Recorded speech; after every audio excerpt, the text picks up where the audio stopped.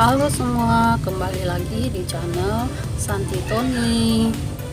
Kali ini kita akan mengenal sejarah dan jenis fakta unik ritual pembuatan kapal pinisi ya guys. Kapal pinisi adalah kapal kayu legendaris yang berasal dari Bulukumba, Sulawesi Selatan, yang diperkirakan sudah dibuat semenjak abad ke-14 atau tahun 1400-an ya guys ya.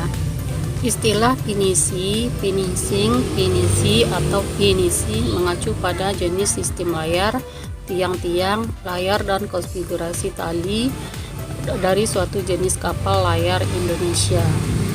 Sejak 7 Desember 2017, kapal pinisi asal Sulawesi Selatan resmi ditetapkan sebagai warisan budaya dunia oleh UNESCO.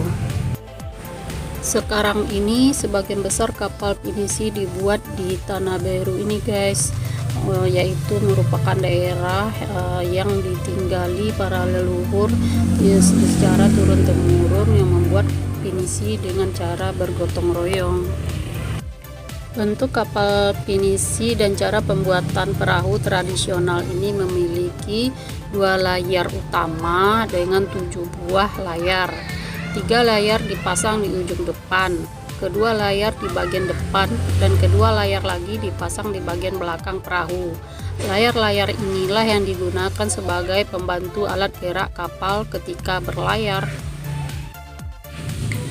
7 layar ini memiliki makna atau simbol jika nenek moyang bangsa Indonesia itu mampu mengarungi 7 samudra di dunia gitu loh guys. Hal yang membuat kapal pinisi ini unik adalah pembuatannya yang masih sangat tradisional dari sisi alat hingga cara pemasangan berbagai komponen kapal.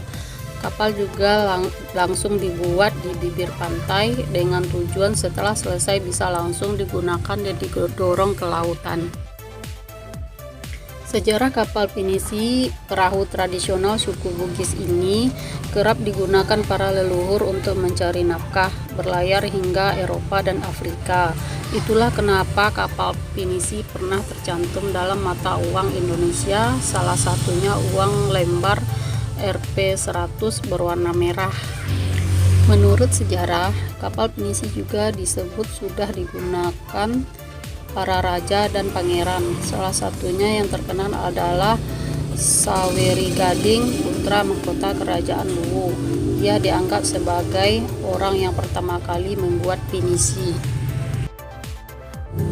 Jenis kapal pinisi ada 2 ya guys, yaitu pinisi Lambda dan pinisi Lapari. Pinisi Lambda sudah dilengkapi dengan motor diesel atau mesin. Jenis pinisi ini sudah tidak menggunakan tenaga angin lagi, sehingga kapal ini berjalan di laut tidak lagi bergantung pada keberadaan angin.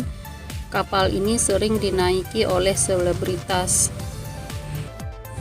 Sedangkan kapal pinisi Palari dikenal sebagai bentuk awal pinisi yang berukuran 10 sampai 15 meter dengan daya angkut maksimal 30 ton.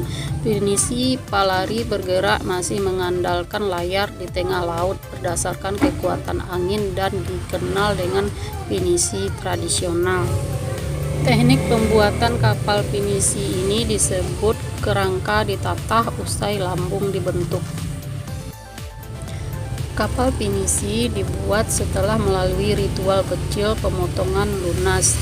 Lunas adalah bagian paling dasar pada kapal. Berbagai macam makanan harus ada dalam ritual ini. Misalnya saja jajanan yang harus berasa manis dan seekor ayam jago putih.